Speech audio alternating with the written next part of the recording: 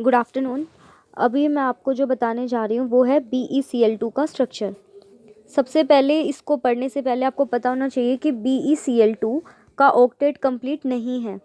इसके देखो आप 2 ही बॉन्ड है, यानी कि 4 इलेक्ट्रॉन्स। ऑक्टेट पूरा करने के लिए ये अभी 4 इलेक्ट्रॉन ले सकता है, मतलब कि यहाँ पर ये अभी और भी इलेक्ट्रॉन को कैरी कर सकता है। ठीक है, तो ये क्या हुआ, ल्यूइस एसिड, जो इलेक्ट्रॉन को क्या कर सके, रिसीव कर सके। अब इसके पास डोनेट करने का तो है नहीं, सिर्फ लेने के लिए है। मैं आपको दिखाती हूँ। जो बेरिलियम होता है, बेरिलियम, उसके पास एटॉमिक नंबर अगर हम बात करें 4 होता है, तो कॉन्फ़िगरेशन क्या होगी, 1s2 2s2, यानी कि इसके पास ये nucleus first shell, second shell में 2s के साथ 2p है, पर लेकिन 2p कैसा है, बिल्कुल वैकेंट, क्योंकि 4 ही इलेक्ट्रॉन्स होते हैं।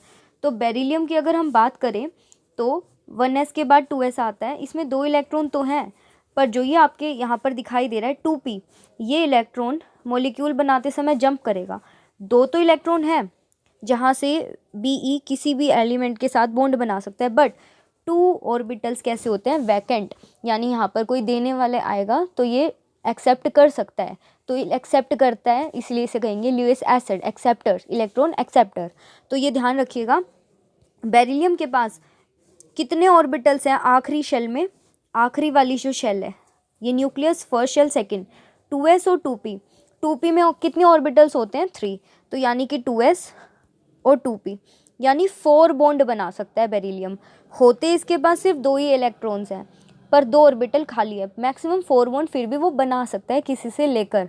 किसी से लेगा तो माइनस चार्ज कैरी करके वो 4 बॉन्ड एटलीस्ट बना सकता है। तो ये ध्यान रखिएगा, बेरिलियम कैन फॉर्म 4 बॉन्ड्स। अभी वो 2 बना रहा है, पर किसी से ले लेगा तो 4 बॉन्ड भी बन जाएंगे।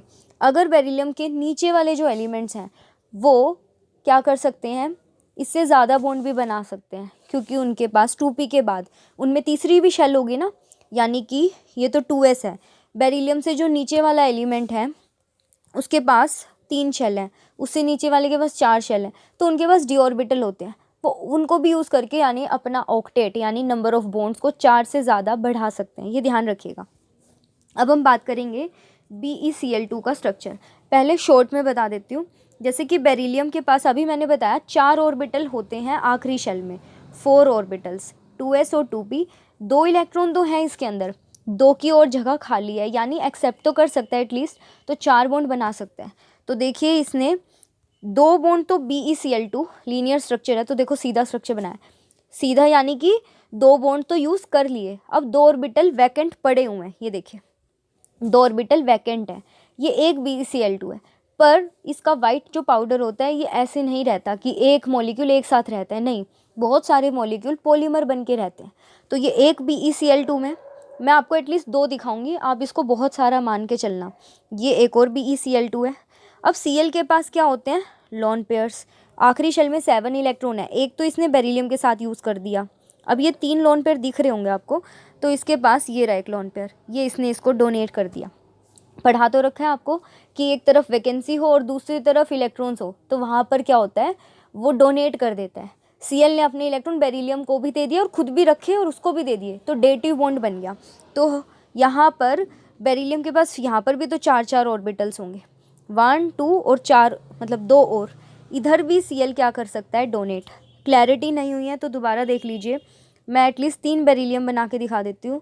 इसके पास 4 ऑर्बिटल हैं, 1 2, एक ऑर्बिटल खाली, एक ऑर्बिटल खाली। सेकंड वाला जो बेरिलियम है इसके पास भी 4 एटम रखने की कैपेबिलिटी है, तो 2 तो ये हो गए, तीसरा और ये फोर्थ। इसी तरीके से इस वाले के पास भी Cl एक और वैकेंट और एक ये वैकेंट। ठीक है, अब क्लोरीन के पास लोन पेयर थे, वो इसने यहाँ पर इसको ऐसे डोनेट कर दिए।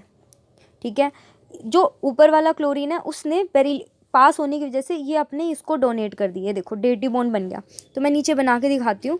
ये बेरिलियम के खुद के Cl है, ये बेरिलियम का खुद का Cl है, ये इस बेरिलियम का खुद का Cl है, बट क्लोरीन ने क्या किया है, इसको यहाँ डोनेट कर दिया, तो एक डेटिव बॉन्ड, और इधर वाले क्लोरीन ने उस तरफ डोनेट कर दिया क्योंकि वहाँ वैकेंट ऑर्बिटल बैठा हुआ था।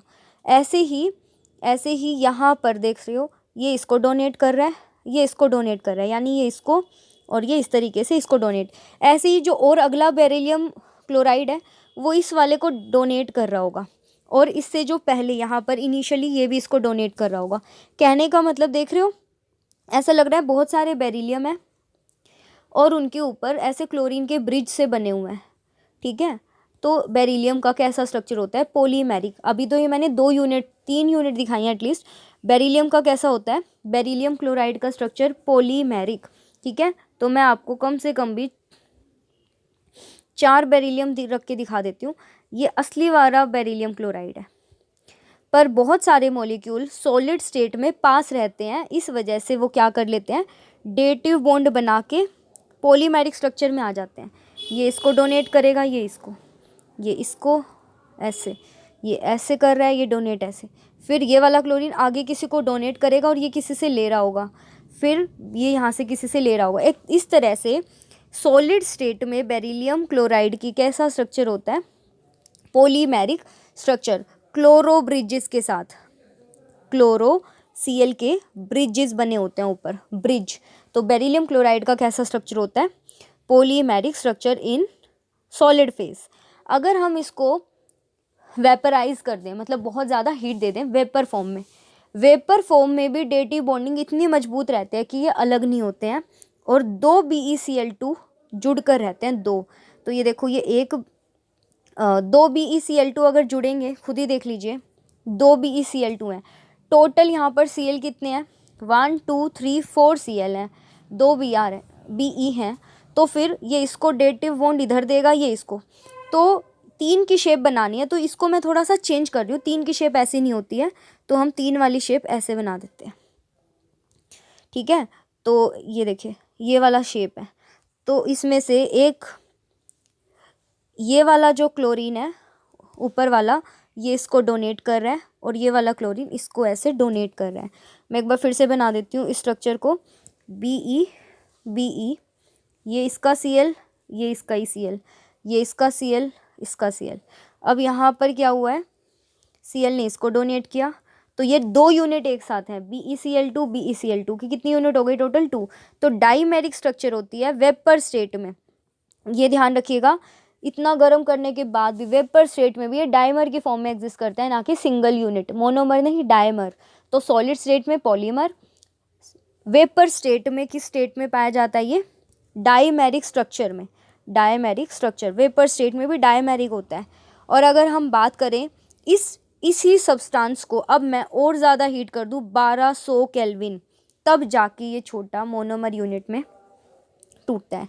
तो अब ये ध्यान रखिएगा BeCl2 का कैसा स्ट्रक्चर होता है, ये ध्यान से मैंने थोड़ा समझाने की कोशिश की है। अब बस ये ध्यान रखिए कि BeCl2 का कैसा स्ट्रक्चर होता है, ऐसा सॉलिड स्टेट में ऐसा। अगर हम इसको गर्म कर दे वेपर स्टेट में डाइमर, और ज़्यादा गर्म कर दे 1200 केल्विन पर, तो ये तब जाके मोनोमेरिक स्ट्रक्चर में क्या करता है, आता है। ये डाइमर की फॉर्म है, ये वेपर स्टेट है। कौन सी स्टेट है, वेपर। यहाँ पर सब दिख रहा है। नीचे वाली कौन सी स्ट्रक्चर है, पॉलीमेरिक सॉलिड स्टेट में। This is dimeric in vapour state. और इसको 1200 केल्विन पर हीट करेंगे तब जाके आएगी इसकी, यहाँ से आप पढ़ सकते हैं इस नोट्स में से, यहाँ ध्यान से देखिएगा। Structure of BeCl2 in solid state it has polymeric structure, ठीक है। यहाँ डेटिव बॉन्ड नहीं बनाए हुए, यहाँ डेटिव बॉन्ड भी आएंगे। And in vapour state it is dimeric, यहाँ पर भी डेटिव बॉन्ड आएंगे। और अगर हम इसको 1200 केल्विन पर हीट कर देते हैं तो इसकी कैसी स्ट्रक्चर निकल के आती है, मोनोमेरिक। इसके क्वेश्चन बहुत आते हैं। BeCl2 का मेल्टिंग पॉइंट हाई होने का रीज़न भी इसका पॉलीमेरिक स्ट्रक्चर है। जब इतने सारे मॉलिक्यूल बिल्कुल चिपके हुए रहेंगे तो उन्हें बहुत बहुत ज़्यादा हाई टेम्परेचर देना पड़ेगा मेल्ट करने के लिए। तो अगर कोई पूछे BeCl2 का मेल्टिंग पॉइंट हाई क्यों है, ड्यू टू पॉलीमेरिक स्ट्रक्चर। ऐसा ही एक और कंपाउंड होता है BeO, बेरिलियम ऑक्साइड। इसका भी मेल्टिंग पॉइंट हाई होने का रीज़न क्या है, पॉलीमेरिक स्ट्रक्चर। और यहाँ पर इसका एनोमलस बिहेवियर भी आपको नज़र आएगा कि BeO और बेरिलियम क्लोराइड का क्या होता है, अभी मैं पढ़ाऊँगी नेक्स्ट वीडियो में। ध्यान रखना, पॉलीमेरिक स्ट्रक्चर होने की वजह से इसके कंपाउंड्स का जो मेल्टिंग पॉइंट है वो हाई होता है।